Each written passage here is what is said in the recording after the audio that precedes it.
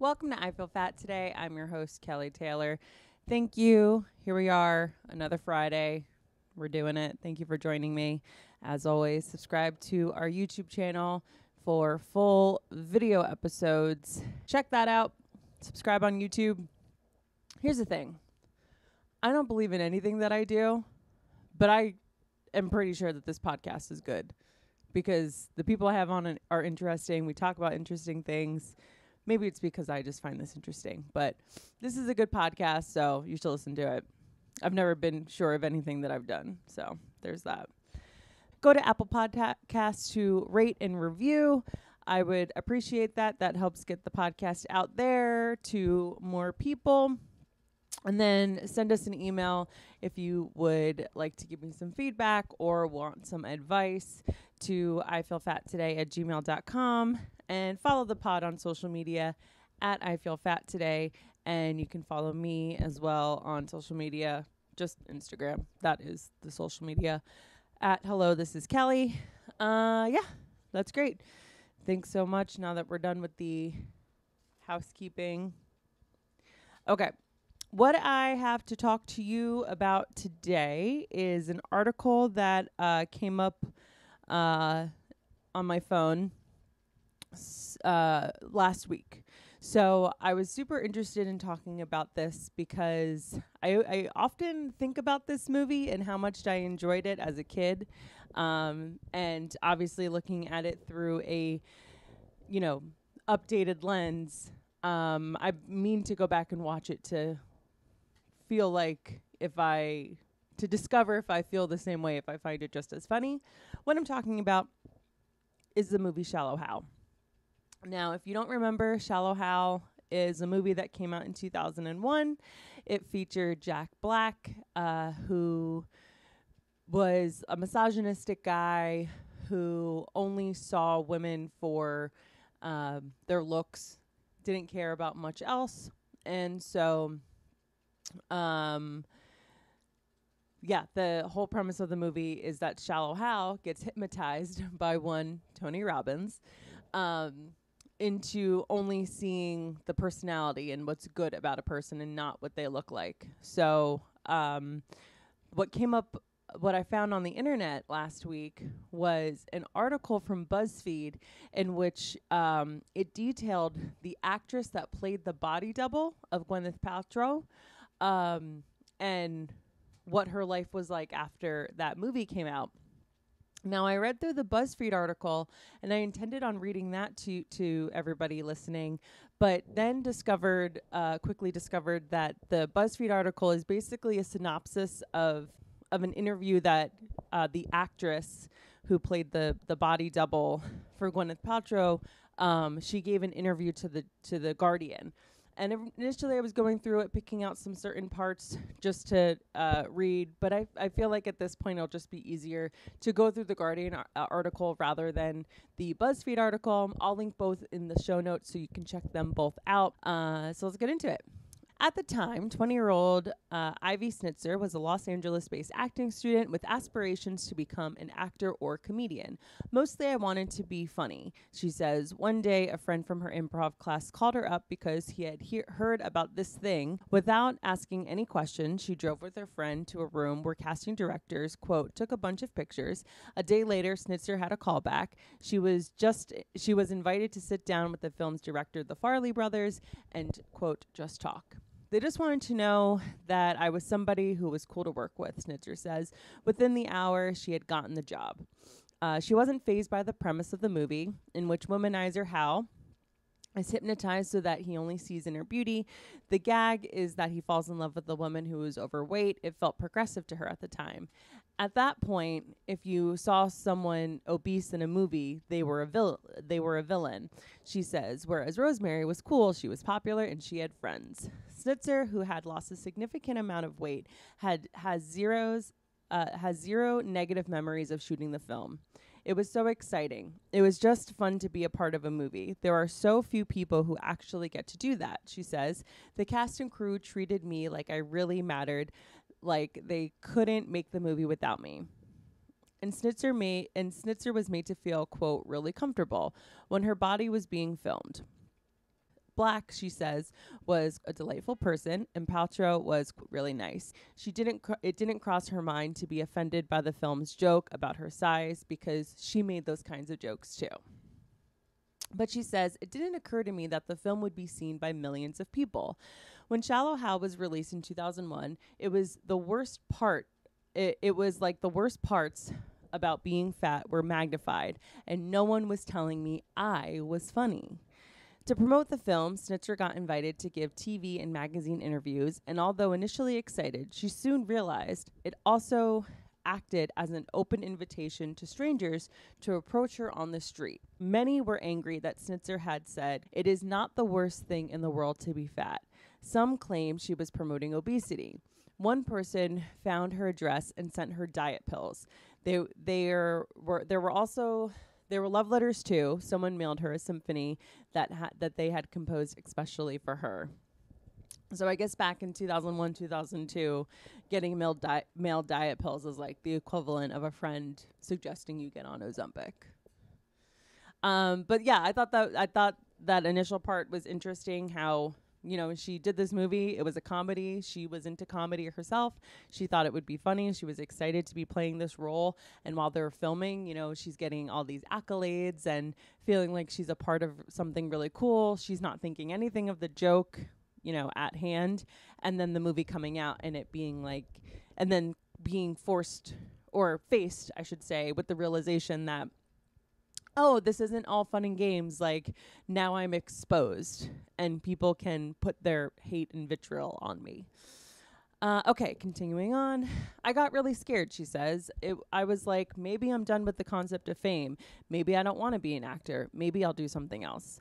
She moved back to New York to live with her parents, where she worked as a bartender, occasionally performing comedy, and was briefly a catering waiter. Casting directors kept offering her roles, but they were, quote, mean. I didn't want to play a woman who was so ugly and lonely that she molested young boys because that was the only way she could get affection.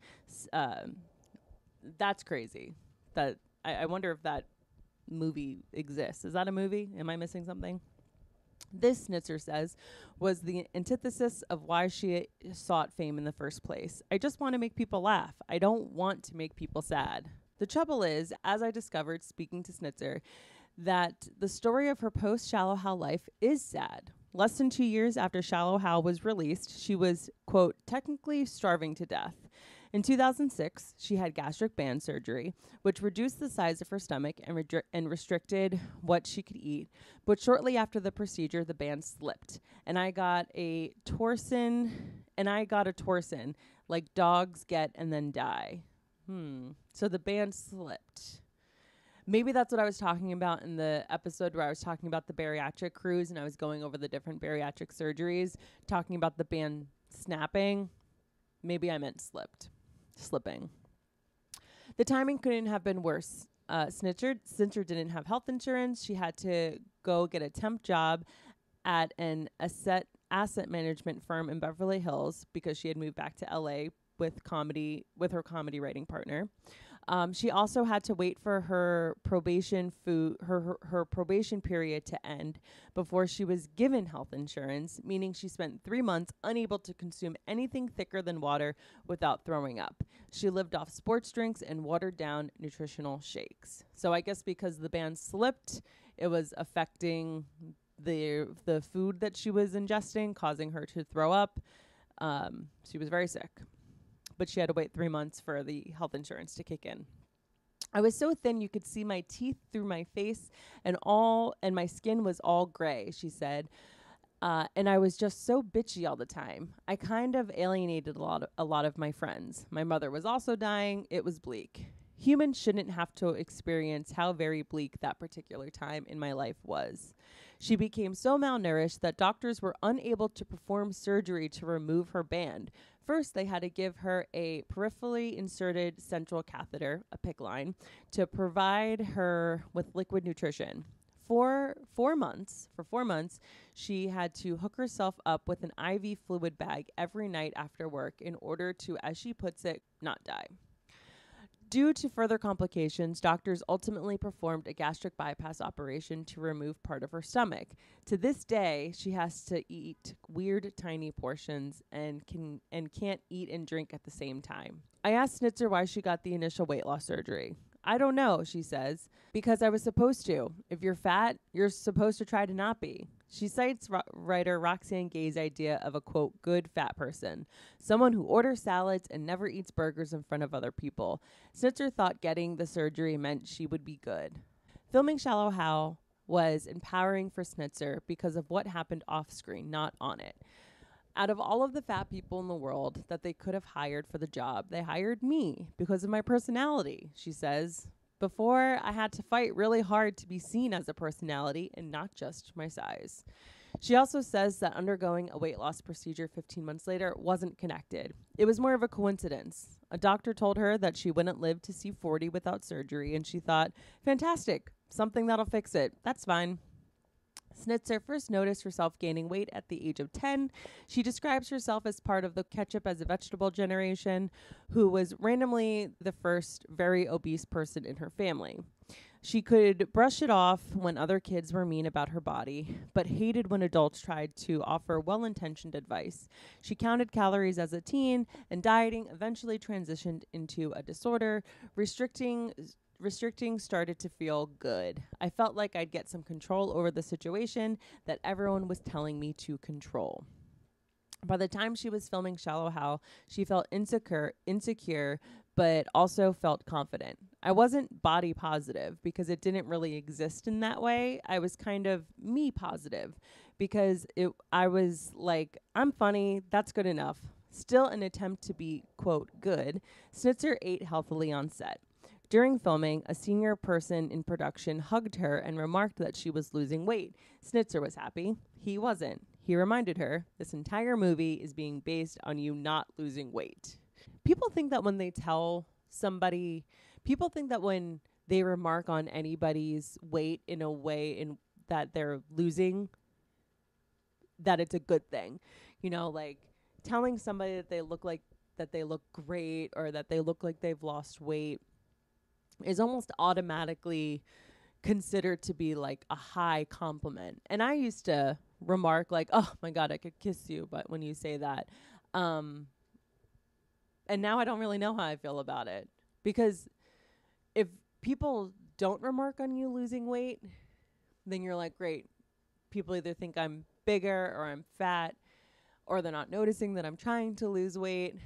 And if they do comment on it, then it's like, well, is that all people know me for is my weight? So I guess it's just a complicated thing. Okay, continuing on. When the filming ended, Snitzer was committed to the idea of being a, quote, good fatty. I hated my body the way I was supposed to, she said. I ate a lot of salads. I had disordered eating that I was very proud of. After surgery and before the gastric band slipped, she expedited her weight loss by exercising excessively, purging and restricting her calorie intake. It didn't occur to me that I was supposed to be ashamed of those behaviors. That's interesting because that is something that is talked about in my interview with my guest coming up, where we're doing bad behavior that we don't realize is bad. She says when she was overweight, people would avoid eye contact with her, but when she was at her sickest, so malnourished that she needed medical intervention to stay alive, everything was so different. People smiled at her, moved out of the way for her, and paid for her coffee. It was really nice to be treated well. She feels, quote, sad and scared that watching Shallow Hal may have made overweight young girls feel bad. But sometimes she receives complimentary Instagram messages from women saying that she was the first fat representation that they had ever seen on screen. After the gastric band slipped, the behavioral disorders calmed down somewhat. Because I couldn't consume anything, my mindset became more about how much I could manage to consume, not how little. She gained weight after her second surgery and resumed socializing with friends. 6 months later, she met her husband. The couple have a 13-year-old daughter who has never expressed a desire to watch Shallow Hal, and Snitzer says she's, quote, not going to run out and rewatch it. In fact, the only time she ever saw the film was when it premiered. She planned to sneak around the back, but the cast encouraged her to walk the red carpet, which again is extremely cool when you're a 20-year-old kid. She doesn't remember how it felt to watch the film. A few days after our initial call, I called Snitzer back because I'm struggling to get my head around the fact that the weight loss surgery came so soon after Shallow Hal premiered. I can't understand how the latter wasn't connected to the former. I know, Snitzer says. I'm sure it was. I'm sure I wanted to be small and not be seen. I'm sure that's there, but I don't remember consciously thinking about it. Today she regrets the surgery, doesn't worry too much about eating, and likes to think that she has found some stability in between the two extremes over her past. She has cheered the rise of body positivity movement and is inspired by her daughter's outspoken generation, but her story was never simple, and she says her relationship to her body changes every day. It was my personality, she adds. I've always been a personality in this body. Yeah, so that was that. I remember watching Shallow Hal and just laughing. I just remember thinking that it was a really funny movie. I mean, I was young. I was around 10 when it came out. 10, 11? Yeah, 10. So when I watched it, it was just like funny to see a fat person go off of a diving board. And I didn't have any feeling of like, I don't remember having a feeling of like, being happy that the fat girl was getting the guy or whatever. I don't know. I don't think I was conscious enough to have those emotions. I don't know. Maybe in somatic experiencing therapy, I'll find out that I had a lot of emotions about it. Oh, man. And that is our article for this week. I hope you enjoyed it. Now, getting into this week's guest. Wow. What a treat for you guys. The conversation took a few surprising turns. I wasn't expecting for us to, get into some of what we got into, the different topics that we covered. But this week's guest is a very good friend of mine, a very funny stand-up comedian, an extremely talented videographer and editor and sketch writer. And he was an exemplary guest. Please, everyone, stick around and check out my interview with Chris Metcalf. I love New Jersey people, and you're a New Jersey person. Same. Every time I find out someone's from New Jersey, I'm like, all right, hell yeah. Yeah. I get you a little bit more. Kindred spirits, yeah. Absolutely. Because even if someone from New Jersey isn't like you, on the surface, there is just like I don't want to say grit because it sounds corny, but there's just like a layer of like they know how to bullshit or like see through bullshit or can deal with bullshit. Yeah. On like a level that I think people from other states do not have. Even like rich people from New Jersey leave and don't need don't need things to be fancy. Like I feel like I can have people here and they're not like judging in a weird way. I don't know. Yeah. Well, because I think part of that is because everyone from Jersey's like on top of each other. Yeah. So like there's like I grew up in part of my time in Jersey in Bergen County. So there's like super rich parts of Bergen County and then there's super poor fucking trashy parts of Bergen County, and they're all mashed on top of each other. So it's like even the rich people are around the fucking skells. You'll be like in a shitty town in Bergen County and like walk a block and all of a sudden you're in a nice part. Mm-hmm. Absolutely. So where in Bergen County are you from? I was in the rich part. I was in Franklin Lakes. Oh, okay. Some Real Housewives of New Jersey shit. My mom went to high school and dated one of the husbands. Oh my God. I wish you knew who. I'll text her in a little bit and ask her. Yeah, but absolutely find out. Not one of the I don't think it was like one of the ones that everyone talks about. She's like one of the B-level. Right, one of the lesser known. Yeah. Wives don't last long on that show, so it could have been a human. It could have been a husband that's long gone. Right. Imagine it's like Joe Giudice. It's like someone that's like integral. That's so funny. Yeah, no, and I've unconsciously have had a lot of people from New Jersey on the show But I guess it's because I vibe with people from New Jersey. I Right. can't help it. Right. Ugh, I don't know. I hate to be like one of those cringy people that is just like obsessed with where they're from, but I love being from New Jersey. I think it has, listen, of all the states that have a reputation, Yeah. there are states where I'm like, what fucking reputation do you have? Right. North and South Dakota, what, you're cold and barren? Like, there's so many states where it's Yeah. like, I feel like they don't have the same, like, I feel like everybody knows about New Jersey. Yeah. And we also have the best depictions on television. You got Sopranos. You got Jersey Shore. Mhm. Real Housewives of New Jersey. Garden State. Garden State. As of The softer side of New Jersey. Yes. As of recently, the new documentary on HBO Max, Telemarketers. Right. Like Bruce Springsteen, Bruce John Bon yes. Jovi. Like, it Yeah, just yeah. has, there's so many, we got hits. we got a lot of talent comes out in New a Jersey. lot of shit coming out of Jersey. We got the Misfits. We got My Chemical Romance. Oh, I yeah. mean, come on. Newark, New Jersey, really just Hell yeah. crazy. Oh, man. Well, it's great having you on. How long have you been living in the city? I think I've been around 10 years. Wow, I'm coming up on 8. Hell Look yeah. at us. Look at us. How long have you been doing comedy?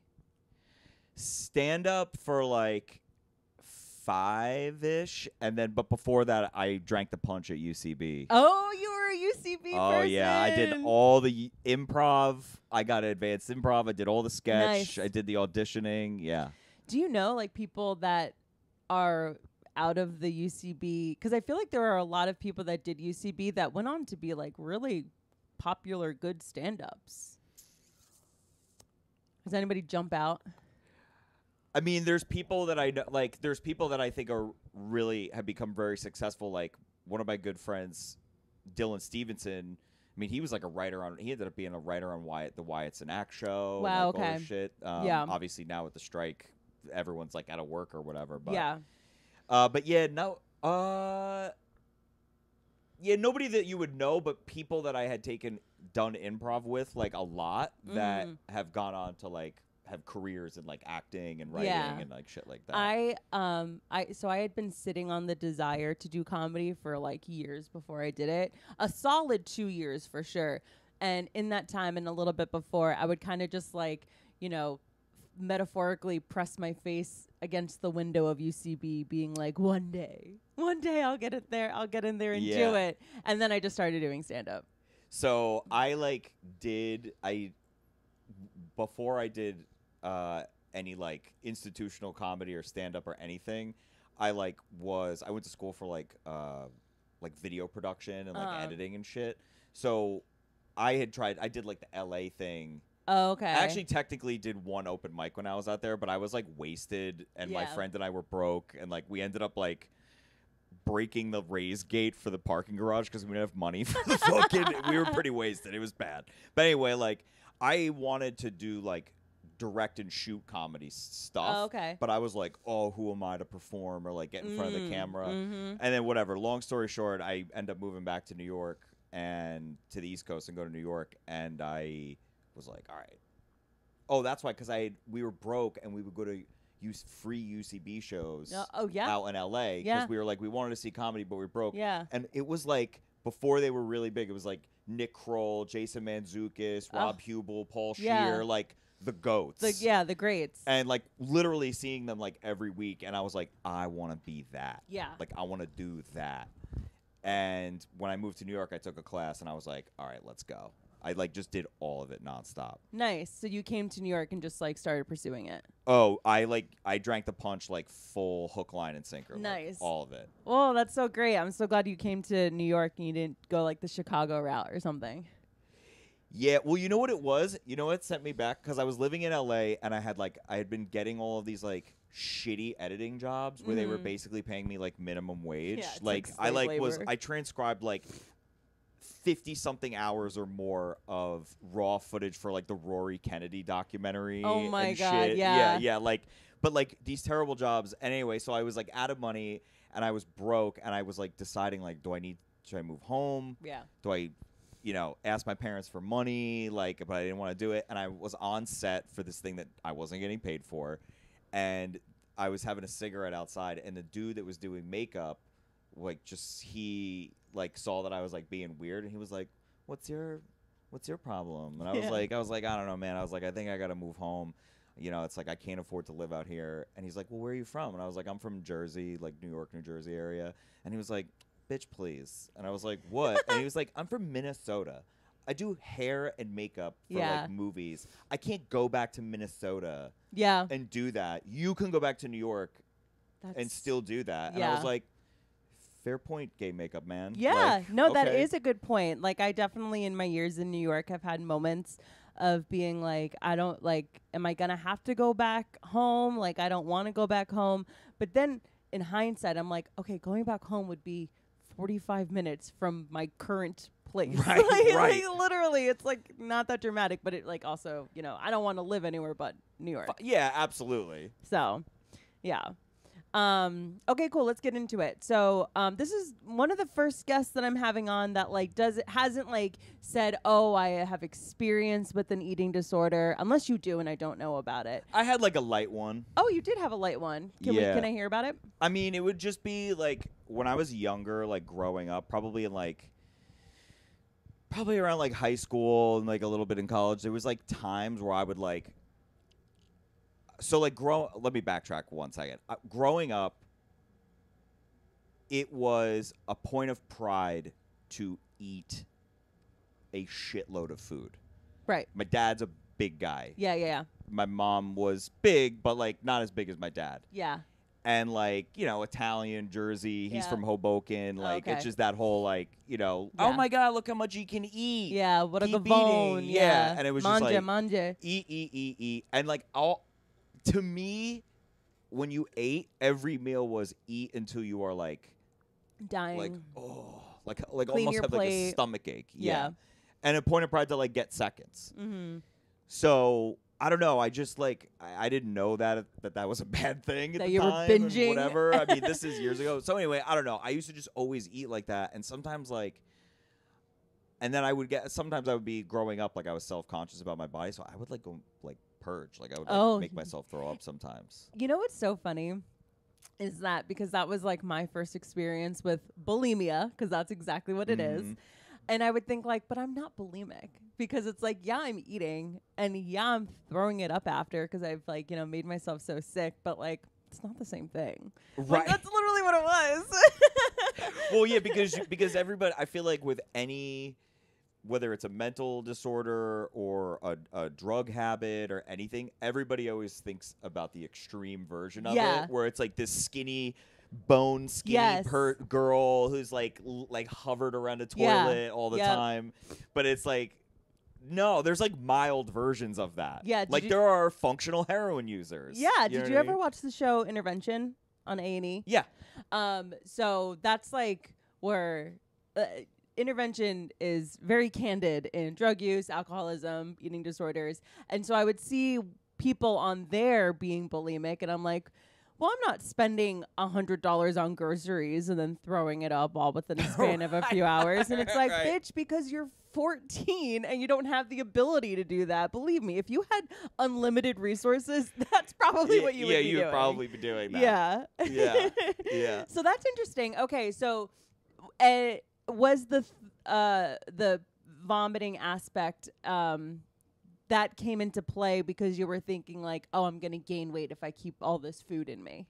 Yeah, I think I hit like a point, like I said, I think it was probably like around puberty and like after that, where it was probably a combination of, there was times where I would just like eat, probably didn't even realize I was like emotionally eating or something like that, but absolutely. I would eat, and then, but I would be like, I want it, like, it would be like, I got a sub, like a pastrami sub, like, whatever, with, like, mustard and cheese and, like, all this shit. It was grilled onions, like, right? So good. And it was, like, I knew that I would feel, like, borderline sick if I ate both halves of it. Yeah. But it's like, I'm like, it's so fucking good. I'm going to eat the whole fucking thing. Yeah. But then I'm like, oh, I feel sick and I want to go out with my friends later. Right. So I would, just, like, throw up, like, half of it. Yeah. Just to be, like... Just feel lighter, just feel better. Yeah, just to be like, now I can like go out and like do that. So yeah, I don't know. Or like, you know, the other time I would do it too, I've actually never talked about this out loud, which is funny or not funny, but exclusive. Yeah, exclusive into my fucking dark past. I think there was times like when I got older and I was living away, like I would like curb.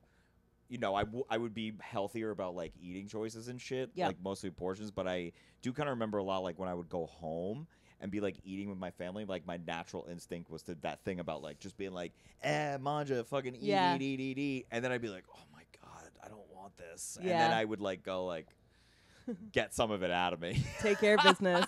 You would take care of business. Absolutely. Okay, so I understand that in high school you ran cross country. Oh, yeah. Did you run in college? No. So I have the same experience. I was a cross country track runner in high school. Okay. And when were you in high school again? I always forget this. I think I graduated in 2005. Oh, I'm 36. Oh, wow. I thought you were closer to my age. I'm 30. Okay. Doesn't matter. So I had the same experience. Runner in high school, got to college, no more sports. Now it's straight up, time to party. Right. So, and I knew going into college, the whole freshman 15 thing, we all know that that's a thing. Was that something that you like were affected by with like the lack of, or were you doing the same amount of exercising just like on your own? So, okay. So the thing that saved me all those years was I lifeguarded in the beach in New Jersey all summer. Cool. What beach? LBI? In Long Beach Island. Yeah. So like every year, like even for during the college, like, fall, winter, spring. Yeah. Around springtime, like I gotta get ready for the swim test. Yeah. Oh, because it's the beach. Right. Yeah, it's not at a pool. Because I was a lifeguard, but it was at a pool. Yeah. So they didn't care.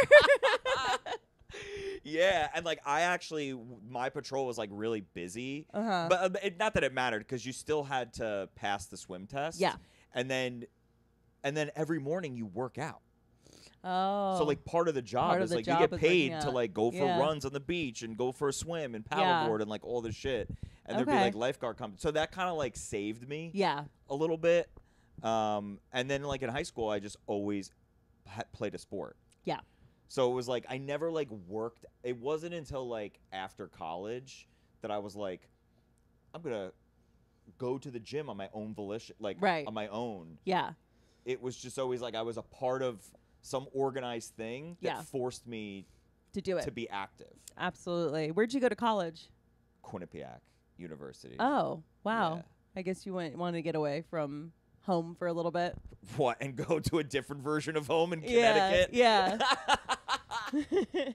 I felt like Quinnipiac, at least when I went there, just felt like a giant high school. Oh, really? Yeah. It was pretty like, I don't think it was like 13th grade. Yeah, it wasn't as like, I don't know. I bring up Quinnipiac to some people now, and they're like, "You went to Quinnipiac?" I'm like, is that like known for something?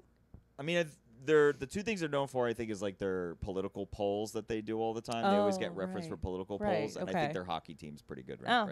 Oh, yeah. Okay, I'm gonna full disclosure. When you said Quinnipiac, I thought that was like some upstate New York, like border Canada like thing outside of New Haven, Connecticut. Oh, that's so funny.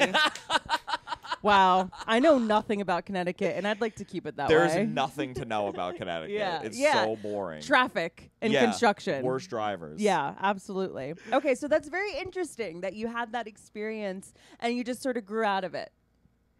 Yeah, I think like I honestly like educated myself more about like health and like eating and like working out and like stuff like.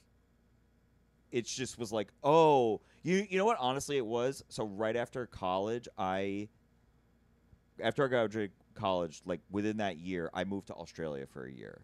Oh, cool. Just to go. Yeah. And I had like one friend out there, and just I don't know. I was like, I didn't want to study abroad. I just wanted to just go fuck around. Yeah, you got to go full tilt. Yes. Always. And going there because Australians don't eat like Americans do. Too hot. It's too hot, and just everybody's more health conscious there. And oh my God, they're so gorgeous. Yeah, everybody's super fucking hot. Oh, I loved when I was in Australia. Oh, you've been there? Yes, what I went alone. Hell yeah, me too. Yeah. Well, I went alone, but it was for my boss's wedding. But the company was just myself and the boss, so I didn't know anybody when I got there. I went to the wedding was in Byron Bay, which is like an hour outside Yep. Brisbane. Then by myself, truly alone, I went to Melbourne and Fuck then Sydney for Yep. New Year's.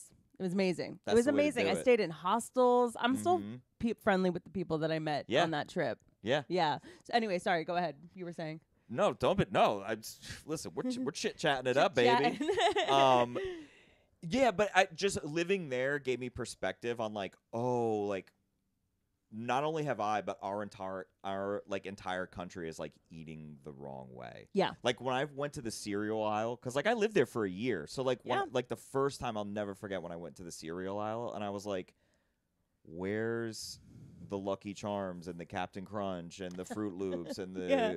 Count Chocula and Yeah. like I was like all the cereal looks like it looks like gerbil food Yeah. because it was like healthy, real cereal. Yeah. And then the candy cereal that we normally eat was like in a tiny little section on the bottom corner With of like a the government aisle. label on it being Yeah, be like, this is terrible for you. Yeah, yeah. And then just like there's no buffets out there. Mm-hmm. Like you're not and so then just like being in that for a year and then just like after that like just learning more about like health and all this shit, like I was Yeah. like, oh my God, like I've been doing it wrong. Yeah. Like before that trip, I used to go to a China buffet off Long Beach Island on the mainland all the time. My friends and I used to lifeguard. We would go like once a month after we'd lifeguard. We would weigh ourselves before Stop. we'd go. Then we'd go, and I'm talking. We would go with guys that could like do push-ups like on a hand. Like these dudes, everybody's in great shape, Yeah. but we would just go and gorge. Yeah.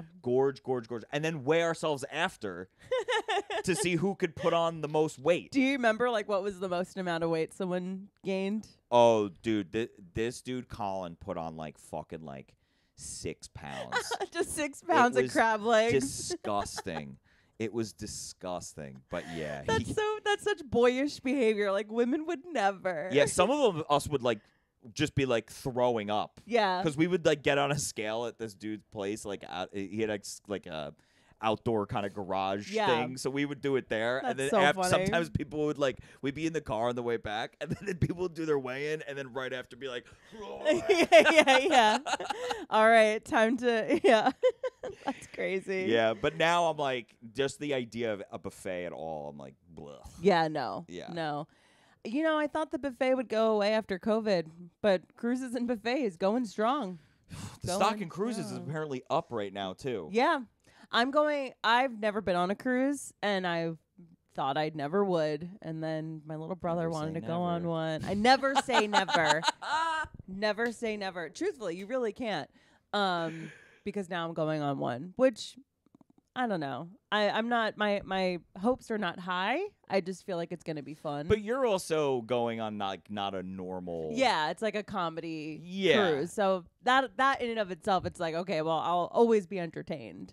So it'll be fun, but we'll see. Yeah, I don't know. Yeah, you won't be with like a bunch of blue hairs. Yes, exactly. like- yeah. Do blue hair people even go on cruises? I mean, I would imagine no. Oh, yeah, some of those like, I'm just being like old ladies. Oh, like old old people. ladies. Yeah. Wait, what were you talking I was about? thinking like liberal people. Oh, like Gen Z, like Yeah. little freaks. Yeah. Yeah, I'm sure they probably do. Yeah. Some of them. I mean, if mommy and daddy are going, Right. hell yeah. If they're paying, I'll go. Yeah. Yeah. Which is like how I am too. Oh, amazing. Okay. Yeah, so so this we kind of talked about this a little bit, but like you remember having an insecurity about weight, and that kind of is what led you to this like pseudo. I think so. I think there was like something about like just my dad. Like my dad's weight has always been like a thing with me. Like I've made attempts in the past to be like, Dad, like you gotta like. I've done that too. My dad has like type 2 diabetes. Mhm. Like I mean he's like getting close to 70 now. Yeah. Like he's older, so it's like there's only so much you could do. Yeah, is he still a big guy? Not compared to what he used to be. Yeah. Like I gotta give it up to him. He's lost a lot of weight. Yeah. He looks so much better than he did like even 2 years ago. But I forgot what we were just talking about. You were saying that your dad's weight was always so sort yeah, of- I just think like I had like a fear of like becoming him. Yeah, totally. But there was like a disconnect between growing up, like a disconnect between like diet and what that does to you, and like again, like just not like knowing. Yeah. Also, food is your family's love language. Oh, big time. Well, they said so. It's funny you say that. So like, there was a point in time. This was a long time ago, but my dad was big enough where they were considering giving him like a lap Bypass? band or whatever. Bariatric surgery. And they, you know how they like will do like a therapy session with you. Yes. They determined it would not be good Really? for my dad to get the surgery because his relationship with food, he's not the I have this term, it's not a bit I've done on stage, but I've like written some stuff about it and thought about it. Like he's like rich guy fat. Yeah. He's not like poor guy fat. Yeah, he's like Baroque era fat. Like Right. where like It's like royalty fat. mhm. So like he's like if you sat next to him on a plane, you wouldn't be pissed off. right. Because he's not like spilling He's out. not- yeah. He's got like Italian. He's not My the dad whale. looks like Paul Sorvino. Okay, yeah. So totally. he's like that kind of like Yeah. skinnier legs, skinny arms, but he's got like Yeah. the Italian belly and Yeah. the jowls kind of Mhm, deal. mhm. So like, yeah, like and so like yeah, because like my dad is a corporate guy, works a lot on like C-level stuff, and like so he's out to dinners. Yep. He's just sedentary.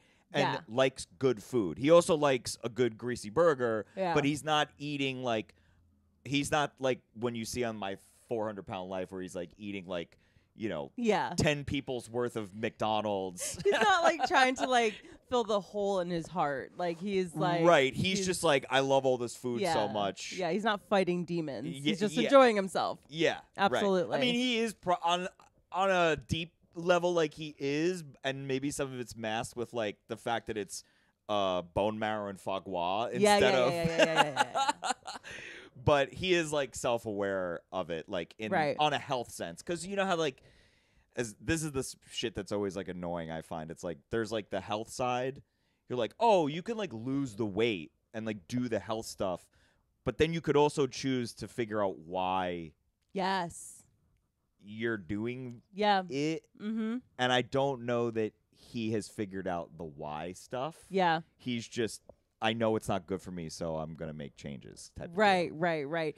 Which the irony in that is that if you're someone that's like him, that really, finds joy in food and is surrounded by it socially, through work, whatever, not knowing the why makes the dieting horrendous. Yeah. Because it feels like hell to not be able to have something that you want really bad and subconsciously you don't know why you want it, but you need it. Yes. Yeah. Yes. And then you're right. It's kind of like being, what do they call it? Like when someone who's addicted to drugs or alcohol, it's like you're dry, not sober. Yeah. You're a sober alcoholic. Yeah. Yeah. That's what it is. Yeah. Mm-hmm. Yeah. Interesting. Cause it's like you're taking the actions, but you're not like, I guess, like doing the work to figure out why. Yeah, and it's interesting that you would say that about your dad, where he like went through the psych eval portion of the process of getting something like lap band, and them saying, you're not medically or not is not medically fit, but you're not. It would be worse for you to get it. Yeah, it would be hell. Right. And I haven't looked into it enough to say this, but I know people personally that have had a surgery like that, not lap band, but like one of those, and it really affected their mental health, not being able to, break bread, not being able to be involved in the social aspect of food. And it's interesting because I've had someone on recently, Chloe Fimiano, check out that episode, where she talked about her weight loss surgery. And I asked her, I'm like, did that part affect you? And she's like, I have a relationship with food where like, I like can't stand it almost. Like I'm annoyed by it. I have a weird relationship with it. So it's like, I don't find joy in going out and eating with my friends. And I'm like, you're the perfect person to have weight loss surgery, because it's like, right. You don't need that aspect. Like food doesn't have that. You don't have that relationship to it. Right. That's how I feel about alcohol. Yeah. Okay. Like on a day-to-day, the idea of not drinking, I'm like, easy. Yeah. Going to do stand-up, not drinking, fine. Yeah. During the week, I got nothing to do. Like, I'm not the type of person to sit at home by myself and drink a cocktail. Not that I haven't. Right. But, like, I don't know. I'm Irish. I like drinking. Yeah. And I can, like, handle my booze. I bartended for a long time. But, like, the part, though, where I think about not being able to drink is, like, one of my favorite things to do, no surprise, is going out to eat with people.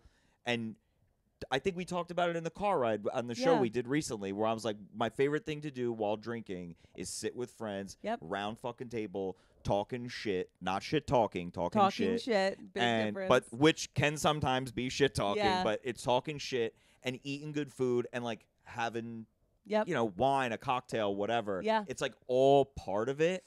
That is the part that I'm like, God damn it. I think about that too. I think because sometimes I picture myself like, what would my life look like if I didn't drink anymore? And I would still have the same friends. I feel like, you know, people say though, like when you stop drinking, there are friends that would fall off. But I know my people. Like I don't worry about that. But just what you've described of like, oh man, like last night, literally, I went to May and Laura's, friend of the pod. I just did their podcast, Risky Business. Check it out.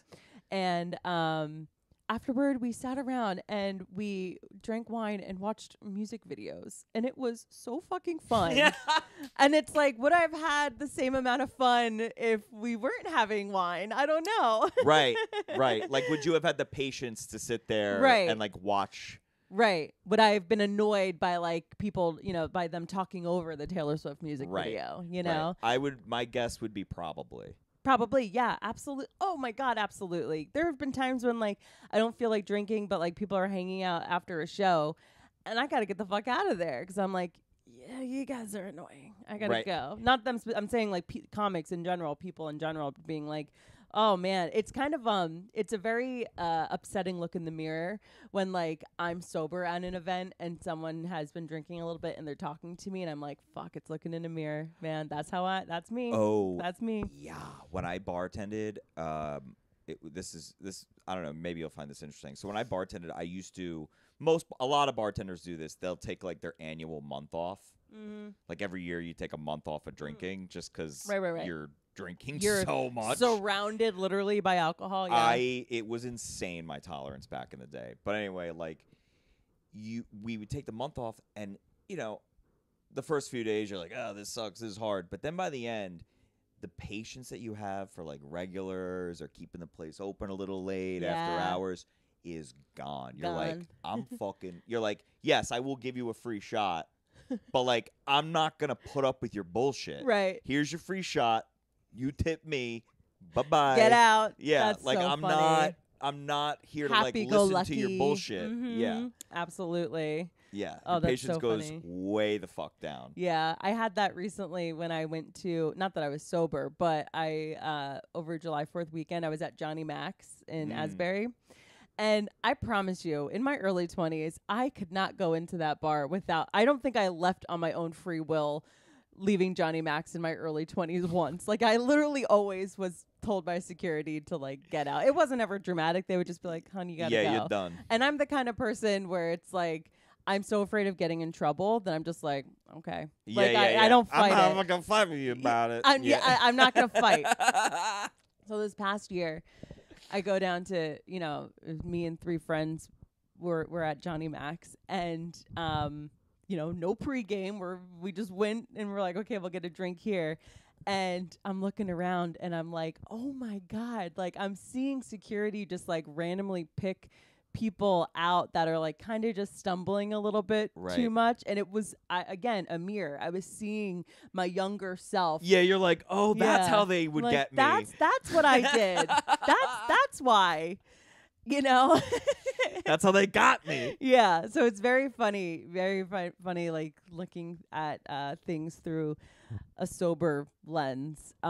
Yeah, but do you do that does happen to me, but I also, there's this other part of me too. A lot of times where I'm like, even if I'm sober and I see like people being wasted, I'm like, oh, I'm not even that bad when I'm drunk. Oh, you're it's like the sober form of body checking somebody. Yeah. It's like looking at someone and being like, well, I'm not that fat. Yeah. Yeah, at least I don't look like that fucking guy. Yeah. I know, that's so true. I've been getting back into it, but I like went through a phase where I was like reading a lot of like Tim Ferriss and like those kind of like like I don't know. They have other words for self-help now because people hate the term self-help, but that's basically what the fuck they are. Yeah. It's like self-help without like a plan. Right. It's like you take the information and science-based and like yeah. Huberman and all those fucking people. But one, whatever. So like some of this shit like sticks with you, and I remember one thing that stuck with me was like sometimes it's better to change your perspective of like if you have like goals or things you want to do. It's like they say like pick the person that's best in the field that you want to like achieve in. It's like if it's basketball, pick Michael Jordan, right? Or in our case, comedy, it's like pick Chappelle or whoever yours is, right? But sometimes like that could be like daunting because you're like, I'm never gonna be that. They're like, instead, pick the person who's the worst in your field, but has a career doing it. Yeah. And be like, I can be at least as good as that piece of shit. Wow, I love that. Yeah. That is something that is worth holding on to. Right? Like, if that asshole can do it, I could definitely do it, and I could definitely do it at least a little bit better than them. I have to say, thank God for those assholes because it reminds me of like, or it's just like a good reminder of like, there is something for everybody out there. That's what I tell myself because I'm always like, there's so many goddamn comedians in this town, in this country. Like, there's so many comics, and I'm like, there's something for everybody. Like there are billions of people in this world, literal billions. Yep. Like, you're gonna find a select group of people. It doesn't have to be massive, but it can be enough to survive in this town, and they're gonna like you. So shout out to them. Yeah, that's so funny. I feel like when I listen to podcasts and comics are having these types of conversations that we're having now, the thing I'm always wishing is like name names. Oh yeah, absolutely. Oh yeah, say a name. When the mic goes off, when the mics go off. Yeah, we're gonna let it rip. Yeah, we'll discuss the first people that popped into your mind. That's amazing. Okay. Did you see your mom dieting a lot when you were growing up? Oh yeah, my mom was like, I don't remember if she did Jenny Craig. She might have. My mom's a big Weight Watchers. Hell yeah. But like she'd been doing it since like back in the day, so she's been through all the in and out. Oh, that's what in and out of Weight Watchers, like she is with church. You hear that, yeah. Carol? She'll be so about, upset if she heard me say that. Talking about sober alcoholics, like people go in and out of Weight Watchers the way they go in and out of AA. Yeah, absolutely. Yeah, absolutely. Yeah, 100%. But I guess that's similar to just like dieting. Yeah. Right. Like my dad went. So my dad lives in London full time. My parents are still together, but it's just like whatever. He. End of retirement, they're like, if you move to London, we'll pay you more and get you out of here faster type of deal. Yeah, so absolutely. The only reason I felt the need to explain that is I say it, and people were like, "Are your parents divorced, or is it like something wrong?" But there's not. But anyway, when he's there by himself, like he loses, like he's been like he lays off the bread, is like not drinking all the time, like doing this shit. But then when he was just back for like a month, he was letting it fucking rip, like letting it rip. But then I was with him when he was like packing up to leave, to go back to London, and he was like, "Yeah, I gotta go back to the diet now." Oh, but I think it's like that. I feel like it's like that for a lot of people. Yeah, like going back to like in and out of Weight Watchers, where you're just like. You go on that vacation. Go on a party. Yeah. And then you're like, come back, and you're like, what's the rush? Yeah, absolutely. Also, just in general, we were talking about like food in Australia. I am like very much of the belief that American food is just killing us. And like you could have the same meal here in New York that you would have in London or England, whatever, any other country. And it is going to have a different effect on your body. I think. Oh, 100. Well, that's like all those stories you hear about people that are gluten intolerant or have Absolutely. whatever, and then they go to Italy. Yeah. And they are like, I'll just try a little. And they're like, I'm not getting hives. And then oh, by the end of yeah. the week, they're like eating pasta. Yeah, absolutely. It's crazy and whatever. I mean, I'll never leave, so I can't talk shit about it. But it is nice knowing that like you could go to a different country to be healthier. Yeah. Well, that's like a crazy. That's like really the double down or the I don't know the layer cake of the American like food thing is like you can get we have more options than we need. Absolutely. As just like a human, like we don't need this many options. Mm-hmm. The fact that like every time I go to a new city, because of comedy, we go to a lot of gas stations and 7-Elevens. Yeah. I always go to check to see what local new flavored Dorito that they have. Yeah. It's like something I do everywhere I go. So exciting. Yeah, because like I got like a buddy. He doesn't do comedy, but like he's obsessed with Doritos. He's from Jersey. Like we just got this Dorito thing going on. It's the best. And like I love that. But it's like just the fact that I'm doing that, it's like that shouldn't be an option. Yeah. You know what I mean? Oh, it's like yeah. too much. So there's that problem where it's just like there's more crappy food available than there is like healthy food available. Layer 1. Layer 2, then you're like, okay, I'm going to go for the healthy food, which is not as available, but it's like loaded with pesticides and hormones and like all these other wild things. And then the third layer is like if you want to go full tilt health, you have to go so out of your way. Yeah. Yeah. And spend that even more money. Yeah. To go full tilt healthy. Yeah, it's like it's like classist to be healthy. Yeah. Yeah. It's is. crazy. There's a Whole Foods really close to my apartment and I just for years avoided it because I'm like, oh, Whole Foods, that's expensive. I'm not going to go in there. And then finally I went in there and I was like, okay, not everything is expensive. Like, have I just been fed this lie that eating healthy is like elitist, Yeah, I do think people like. But some of it is really expensive. Some of it is. It like depends on what you're eating, I guess. Or yeah. Yeah, I've the real shop freaks I know. Like my roommate Bo Baloo is kind of like this. Like he's like, oh, I get all my. I don't know exactly what it is, but he's like, I get all my my meats and my grains from Trader Joe's, but I get all my vegetables from Whole Foods for a combination of price and quality like reasons. That's so much work. I know, fuck that shit. I have Instacart. Yeah. Oh man, I gotta get that. It's a lifesaver. I can't have a clean house, a full comedy schedule, and eat healthy. Those three things can't exist at the same time because I'm a human being and I get, I just can't do it. So Instacart has really helped with the eating healthy aspect because it's like now like in the middle of my workday when like I get the ADD thought to buy groceries, I just go on my phone quickly, put the order in, and I go back to work and all of a sudden groceries are here a few hours later. Right. So that's that convenience, yes, but just like generally making my life better, absolutely. This podcast is not sponsored by Instacart.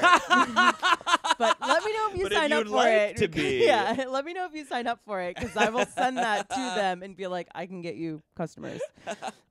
Amazing. Okay, so this is random and out of nowhere, but what is the ugliest you've ever felt? Just not feeling good about yourself. You feel like a fat bastard. You're just like, I'm gross. So I'll give you the micro time I feel the grossest is after I eat barbecue or Italian food.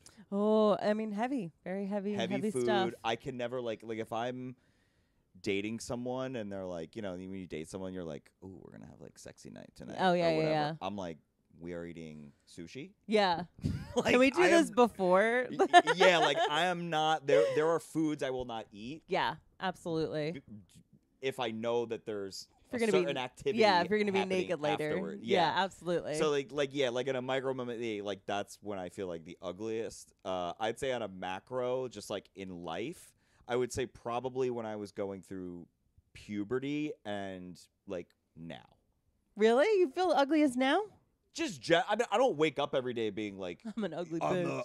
I'm ugly, but like I don't like I've gone so off the rails with like not like eating right Really? and like not working out, and I've gotten in such like a bad like routine of stuff that it's like I dug myself into such a hole for me, like for my own whatever, that like I am like struggling to get out of it. How do you think you got there? Something happened to me, like my light has been dimmed ever since COVID. Really? Yeah. Interesting way to put that. I feel like before COVID, I used to wake up, even on days where there was like shit that I didn't want to do, I would wake up and be like, let's get this fucking day, baby. But now I wake up and I'm like, fuck. So it's like after COVID, it's like you dropped a mirror and you put the pieces back, but it's still shattered. If you want to put it poetically like that, for sure. I wonder why. Yeah, I don't know. Did you know anyone that died during it? No, I think some of it was like wrapped up in like what I thought my identity was. I don't know, like this is such a white guy fucking thing to say, but like not being able to do stand up, like I was like, well then what the fuck is what am I? Right. Which sounds so gay, but like, but like I don't know, it like forced me to be like, oh well then like what am I or who am I? And interesting. Like, I don't even know that I necessarily figured that out, right? Because I would talk to friends about it and be like, if someone asked you that, what would you say? They'd be like, well, I'm a good brother, or I'm a son, I'm a this, I'm a that. I'm like, there's no way it's that easy. Yeah, no, I don't know who I am either. Yeah. I don't know who I am. I'm trying to figure it out. And maybe that's who I am. Someone that's trying to figure out who they are. Probably. Yeah. Know? I mean, because I don't know. And maybe it's too esoteric of an answer or of a question to answer or whatever. Like, it's not something you could, like, articulate, which is kind of where I've been sitting with it. Yeah. Lately. But, yeah, I don't know. I don't know what it is. Interesting. I also think there's just like surface level stuff that like I'm sick of my fucking day job. Like I'm fucking 36. I'm like, when can I just do the thing that I want to do full time? Absolutely. It's like these parameters that we have to, because like you still got to pay rent. Yeah. You know, you gotta show up to things. Like there's so many things that we have to do that stop us from living authentically or whatever the fuck. Yeah, but I'm also a psychopath though. Like I feel way more comfortable like in a high stress situation than having to like stand online at the grocery store. Yeah. Like you need a deadline coming up. I need a deadline. I need neck. someone to be like you. Like some of it might be like my ADD, but like which like I'm not like one of those people that's just like saying that like I have ADD, like. Oh, I know you.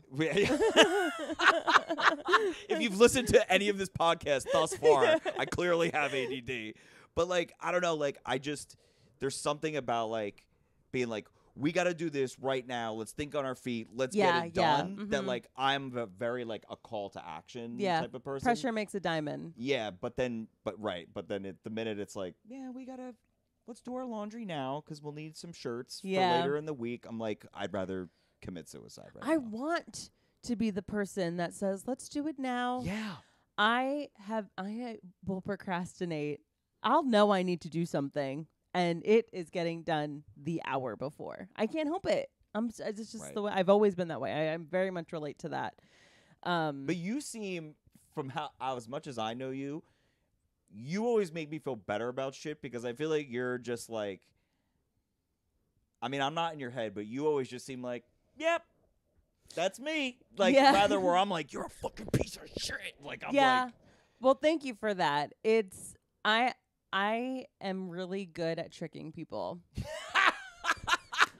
Like, I promise you, like, when I was graduating college, I was, with my girls from class or whatever, because it was like, the college one. Mm-hmm. And we were like, all lining up, and the one girl turns to me and she goes, "Where are your robes?" Because like smart people wear robes. And I was like, "Oh, honey, I barely got by." But I've always been able to present really smart and like eloquent, maybe. Because like in school, like growing up, elementary school, high school, I was a bad student in that it wasn't disruptive, but I didn't know what the fuck was going on. Yo, same. I was lost 100% of the time, but I couldn't bring bad grades home because my fucking parents would flip, paying for Catholic school. Why are you wasting my money? Mm-hmm. So I just would pretend and I would charm, like personality champ. I was like I just asked the teacher, like, I would do like side work Yeah, to what like can we do here? Yeah. I would be like, you need help putting stuff up on the walls. Like, I'm a doer. Like, if it was, the age before iPhones and stuff, I would be an expert factory line worker. Like I would figure it out. I can like use my hands, but up here, man, it is like right. I didn't think I could read for the longest time till I got glasses. I just was. So I always had to like. That sounds like your parents and teachers' fault for not picking that up faster. Because guess what? When I would go to get my eyes checked, as you do as kids, you get it done. I would like fix my eyes to be able to read that says Denver Aristor. Like I would adjust my eyes to read it because I was so conditioned to like figuring out how to not fail the test. So I would go to the eye doctor and figure out how to pass. Fail the Yeah. Yeah. So, and people have said, like, people have described me as being like very organized, very like good at time management. I don't know why or how those people think those things of me, but here I am. Okay. So wait, do you have ADD? Or some probably thing like that. So I read in a book about adult ADD recently, which was crazy because I had been diagnosed with ADD like in like college. Yeah. But they didn't really like break it down too much. Yeah. They were just kind of like ran these tests on me and said, this is what you got. Yeah. Right. So I read this fucking book about adult ADD and they started talking about stuff like behavioral stuff and things that you do that I didn't know had anything to do with ADD. Yeah. And I was reading, I was like that's just me. What the fuck? Like, I was like, God damn it. Because I kind of was going through a thing where I'm like, maybe I don't have it.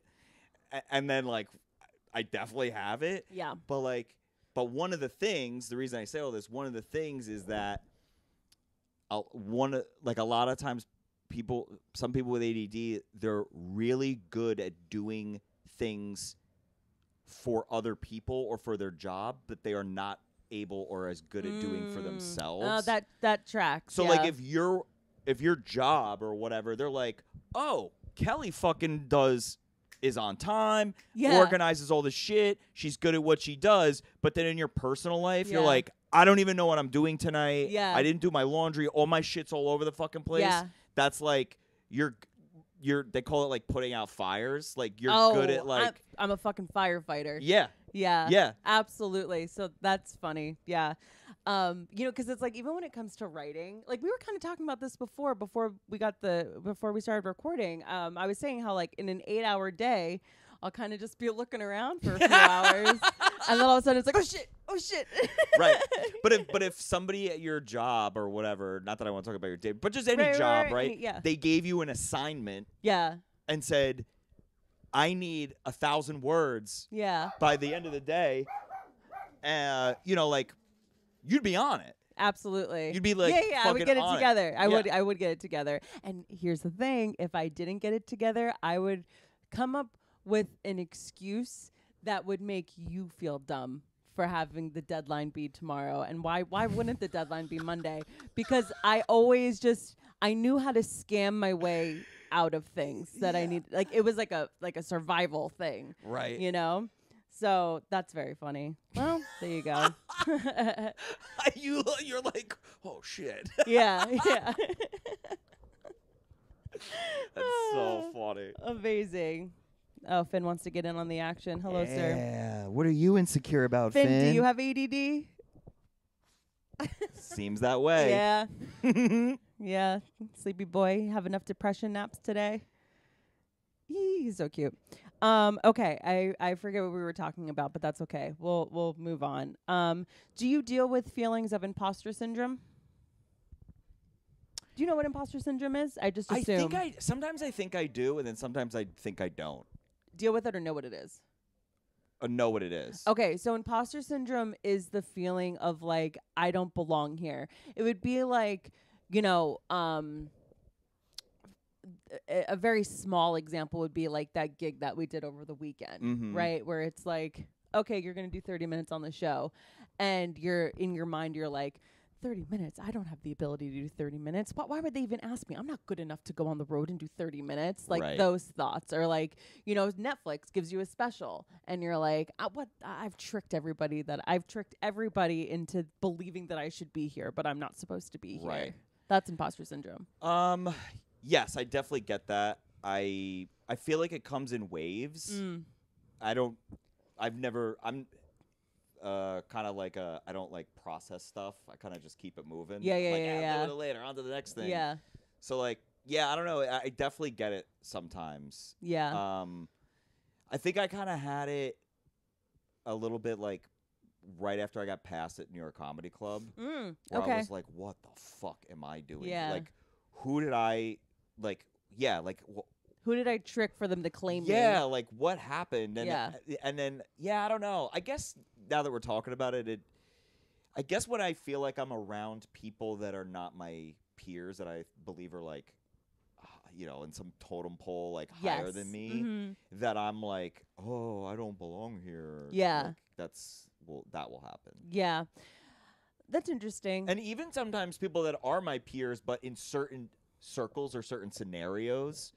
You know, like Max Spinelli, right? Like, when he and I are shooting sketches, I'm never feeling like imposter syndrome. Like, it's just like, it feels the same way like you and I are hanging chilling, out. Yeah. But like, if he and I are like at New York Comedy Club or we're like on a show together, certain shows together, I'm like, fuck. Yeah. What the fuck am I doing here? And then sometimes I'll even think like the only reason I'm here is because of him. Yeah. And then I'm like, oh, I'm just like a coattail rider. Yeah. And then, then I start. Usually my set's not as good. Yeah, you know, it's so crazy. I was nervous at the comic strip on Monday. I was like, all my friends are here. Yeah, you seemed a little nervous. I was nervous. I didn't want to like say anything to you because sometimes that makes it worse. No, I was fucking nervous because I was like, God, it's one thing to go up on a show where no one knows me, or if it is a comic that I see around, they don't know me, but it's like my friends. It's like these are the people that are going to look at this set and be like, she hasn't done any work, you know, like. Meanwhile, you should be caring more about what the audience thinks. You're worried about your friends back. Yeah. That definitely happens to me sometimes, but I've only more recently come to the realization that, like, from a comic standpoint, I can't speak for other areas of life, but, like, when it comes to comedy, I feel like my peers, like that show we were on, like, those are all of our friends, basically. They get more enjoyment and probably give you more respect and daps for trying something new, and they understand that even if the crowd doesn't like it, that doesn't mean that it's not good. Right, that's true. Because the amount of times where I'm like, you know, sometimes when you're just like off stage, you're just like, before you have to do a show, you're just like in a place where you're like, nothing fucking matters. I don't fucking care. You kind of almost don't even care about the set. Yeah. Or if you do care about the set, you're like, I'm going to do whatever the fuck I want right now because I'm in a mood. Right. And you murder. Yeah. And then you'll murder sometimes with, like, new shit. Right. And you just got that energy. Right. And then, but, like, the times I've done that, and even if the set does, even if I don't murder, the comics that will come up to me like, yo, I fucking love that one bit that you tried to do.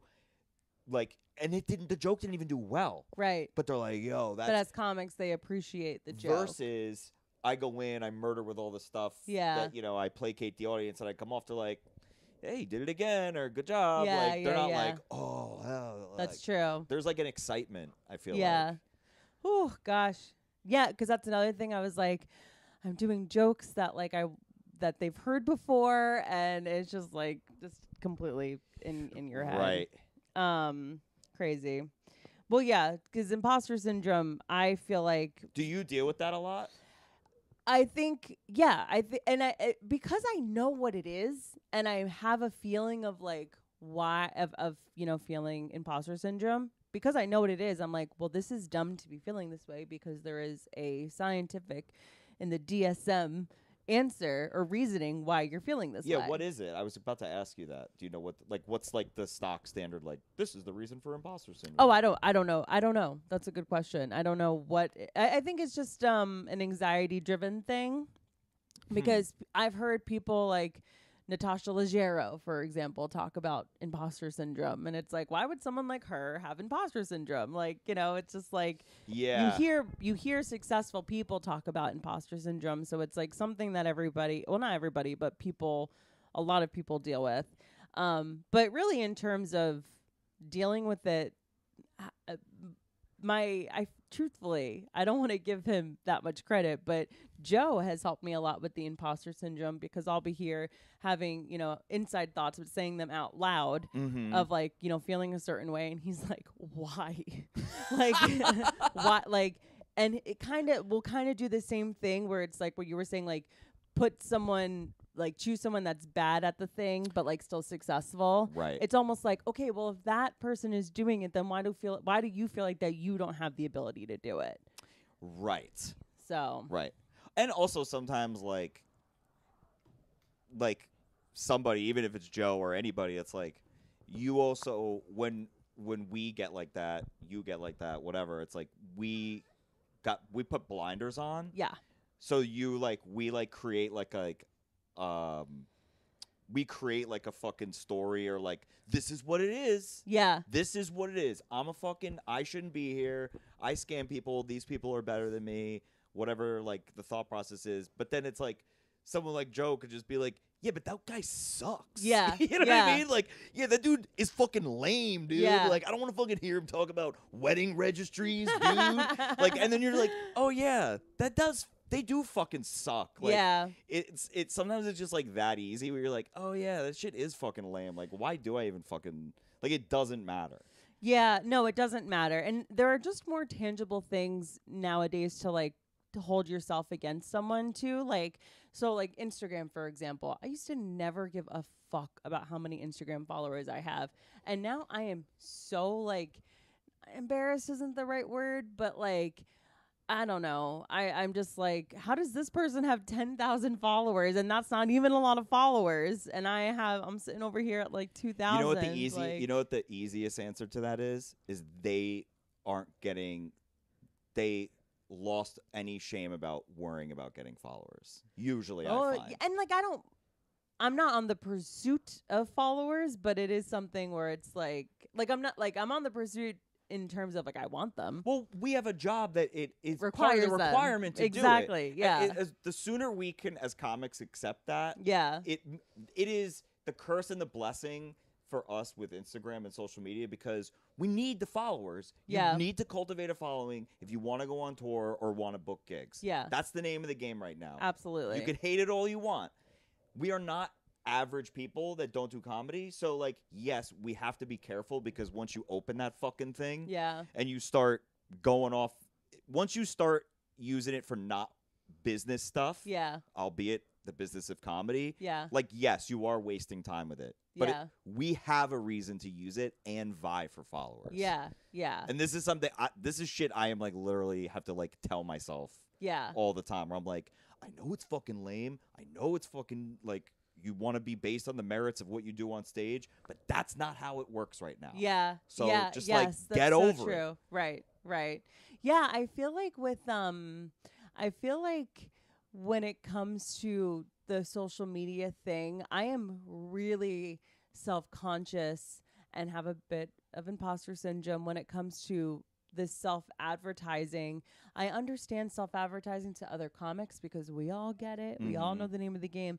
It's my friends outside of comedy that are like, I just picture them in group chats that I'm not in, side chatting about how cringe I am. Oh no, you can't do that. It doesn't stop me from doing it. Oh my but God. I picture it constantly where I'm just like, oh, they probably are talking so much shit. Oh my God.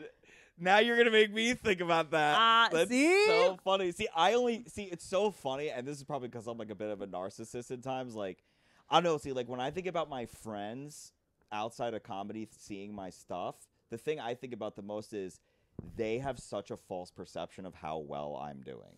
Yeah, no, that's the perception that they have is so false. Like every once in a blue moon when they come to a show, especially if it's like a good show, and they're like, "Bro, you fucking killed it. You did great. That's fucking awesome."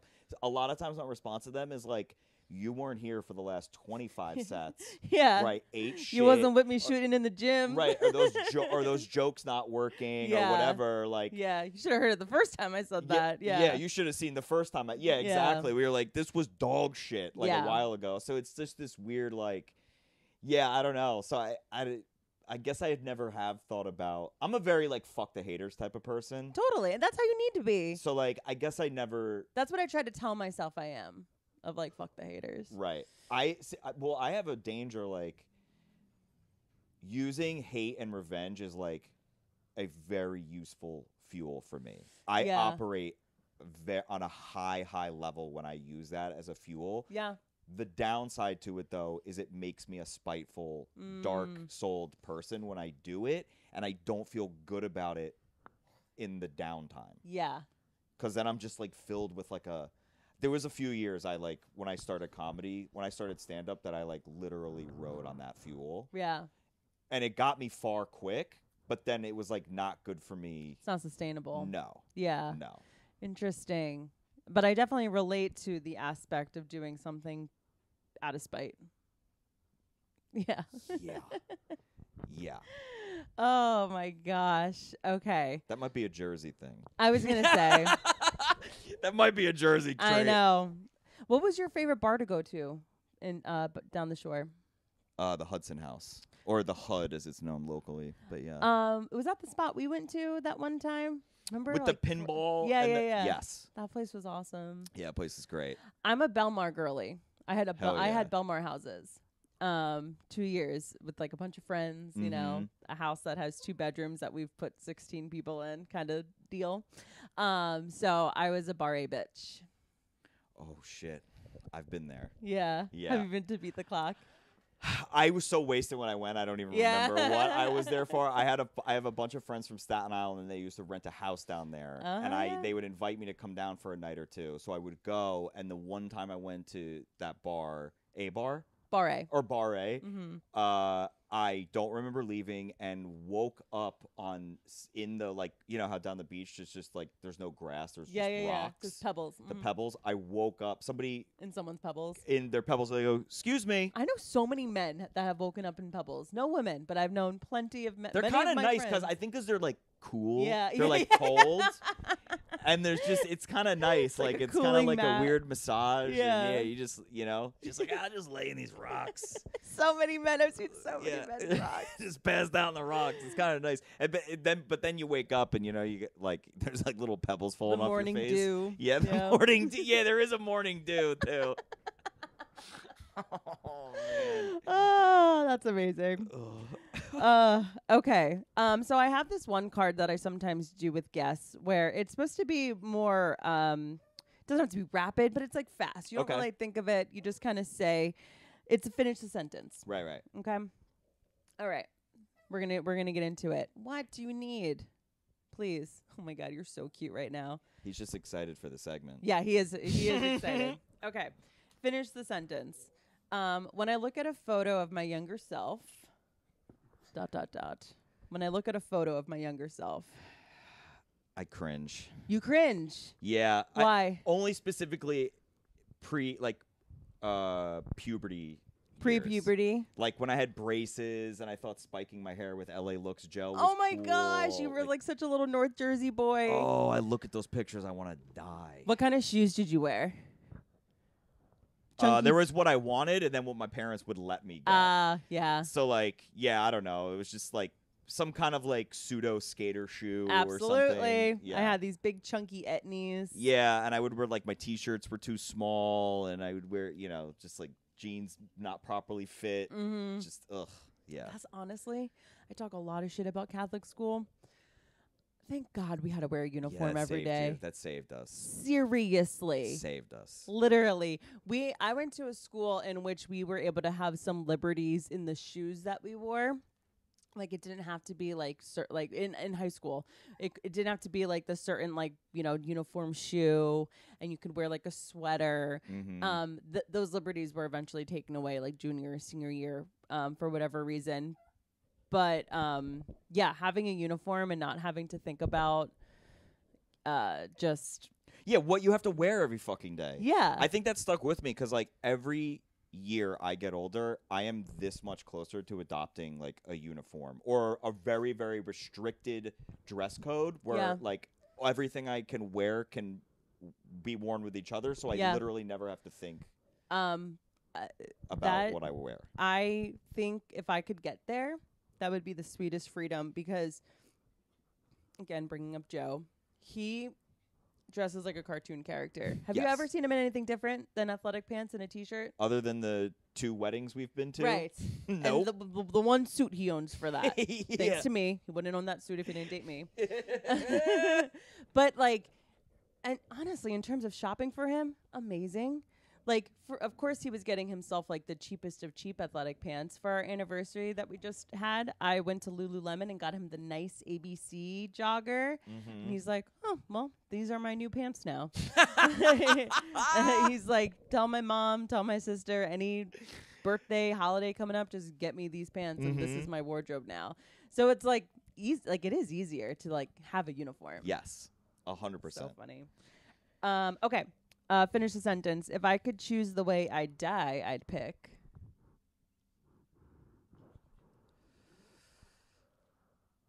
Too heavy of a finish the sentence. No. I'm trying to decide, like, there's, like, my initial thought was, like, wait, you mean, like, the way I want to, if I was to commit suicide, how would I do it? Or just, like, die? No, just die. I think die. I think it would be cool to, like, I don't know why my instinct just goes to like being in like a dope sports car exploding. Oh, like Paul Walker style. Yeah, kind of, but like I feel like I'd rather it like not be like, oh, I like had a DUI or like oh god no. Or like lost control of the car, just like I don't know, just like exploded like like a freak accident. Yeah. Like I'm driving down the highway. Someone from the New Jersey Mafia got you.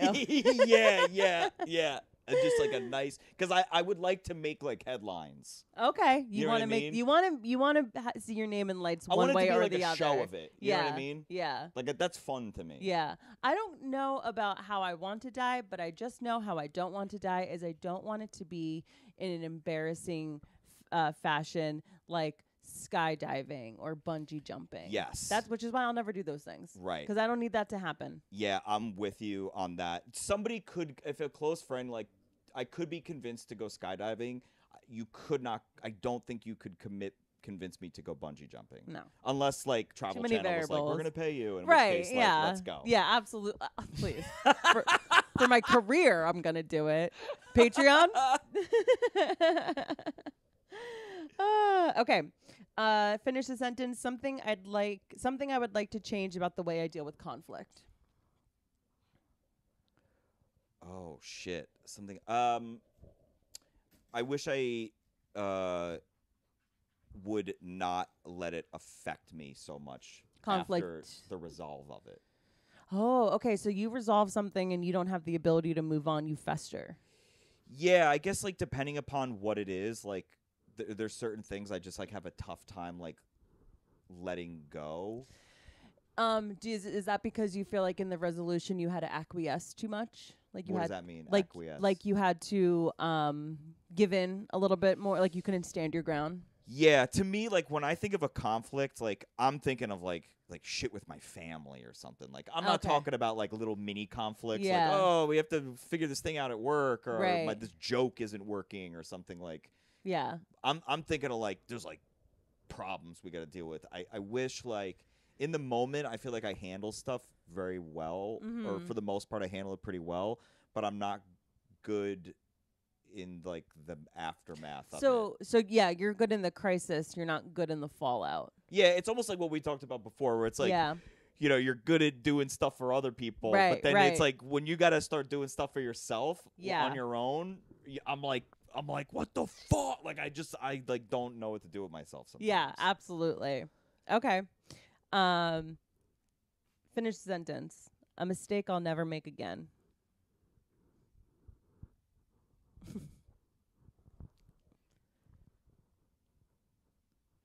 I'm trying to think how I would even answer these. And I don't know, because they're tough. A mistake I'll never make again. Never make again. This is one of those moments where it's like a Price is Right thing, where if like you asked me this, where like if we were sitting not on a podcast, I would know right away. Yeah, and yeah. I feel like right yeah. now I'm like, there's like 5 that I'm not thinking of. I'm like, oh, I've never made a mistake.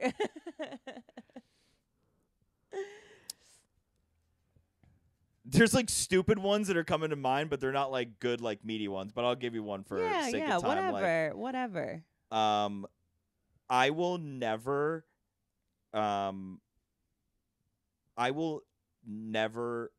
use an H4n or a recording thing, to shoot anything, whether it's a podcast or to get recording from a show, without checking it with headphones first. Oh, so like something like this. Yeah, because the amount of times that I have like been like, looks good. Yeah. But like, because these things you can like connect into like audio, like other audio platforms, and you don't check how it sounds coming out of their thing into your thing. Yeah. I've lost so much audio doing that over the years doing that. I know that's that's not the answer you were looking for. I've asked this question so many times, and I've gotten so many different answers. I got one that's more fitting for the show. Let's hear it. I will never, and this is something I tell people when I get in a relationship with them, I will never make the mistake of texting something important or that is about a conflict or something to anybody. That's a good one. It makes any... You can send people good news. You could send people like, hey, can we talk later? Yeah. But the minute you start being like, I'm upset about this thing that you did, and then they start texting back, and then you text back, and it's like paragraphs and paragraphs and paragraphs, it makes whatever situation you're dealing with worse. Yeah, absolutely. Always. Oh, that is a really good one. Yeah. The other part of that is that now, because if you, let's say you broach a conflict or an issue that you have with someone via text, they now have something on you because they can be like, well, you texted me about it and it made it so much worse. Mm-hmm. You know, you give them some fodder. Yeah. That they're not supposed to have. Yeah. And sometimes I've been in situations where like if I'm dating somebody or even somebody that I'm not dating and they start coming at me with the big emotional text, like stuff that I'm like, we should talk about this in person. I'll be like, thanks for letting me know this. Let's talk about it tonight. Yeah. And they'll be like, oh, you don't have something to say now? I'll be like, no, because we should talk about it in person. And they might be mad at you in the moment, but when you talk to them later, and it usually, you know, assuming things get hashed out, 90% of the time, people have said to me, like, that's a thank you for doing that. Yeah. I don't see a downside to that. I've never found a downside to it. Whew. The one thing that would drive me crazy, though, is the, hey, can we talk later text. That alone would be like, oh, God. I'll sometimes, if it's someone I know well, I'll like be like, hey, can we talk later? And I'll give them like a level of seriousness. Yeah. I'll be like, this is kind of heavy. Okay. Or like, it's not a serious talk, but it's like, I don't want to text you about it. So like, let's just talk about it. Absolutely. I'll give them, because I know, I don't want to be like, you're like waiting like for the doom. Yeah. Like, I'm in trouble. Okay, last one. Finish the sentence. If I could whisper something into the ear of my younger self, I would say...